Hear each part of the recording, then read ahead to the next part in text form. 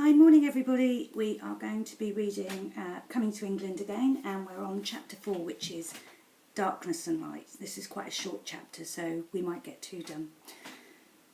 There were usually 2 kinds of weather on our tropical island, which was not far from the equator, hot or rainy. When it was hot, from October to June, it was very hot. In the mornings we would wake to brilliant blue cloudless skies with a bright yellow sun beating down on us. The only relief was the occasional cool breeze that drifted in from the sea. You couldn't move fast in the heat, so everything was done at a very slow pace. You could feel the heat coming through the soles of your feet as you walked along. People would often stop and stand idly on street corners chatting while they wiped away the sweat. The ground was dry and dusty, and the tarmac roads sometimes used to melt. The smell of the tar was overpowering as the traffic drove over the black, gooey mixture, leaving their tyre marks in it.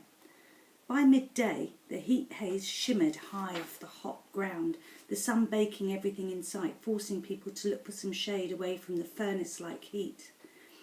Mercifully, at around 5 o'clock it began to grow cooler, and then a sudden darkness would fall as the sun dropped out of sight below the horizon, where it would slumber until the next morning. The darkness came so quickly after the light, it was like someone turning off a switch, but you could always be certain that the sun would rise gloriously again and again during the hot season. And there's really lovely painting there. I loved the sun because the heat warmed my inner soul and gave me a free, happy, relaxed feeling. I also got a good feeling when it rained. And when it rained, it really rained. The heavens would open and torrents of rain would lash down. We would dance and splash in the warm tropical scented water. It didn't matter if we got wet, because after the downpour the water would evaporate in no time, drying our clothes in an instant. It rained most heavily in the mountainous tropical rainforest area where the land crabs, toucans, exotic parrots, huge toads and snakes lived, and where fragrant lilies, orchids and other vibrantly coloured flowers grew. Here the trees were immensely tall, exceptionally green and lush, with thick vines entwining themselves around the trunks. The sun rarely got through the dense undergrowth, but the rain did.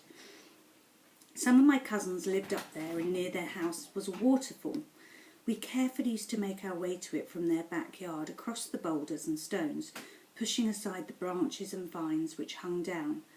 We could hear the rushing water tumbling over the rocks, and would shriek with delight as we stood under the cool water which felt like silk on our skin.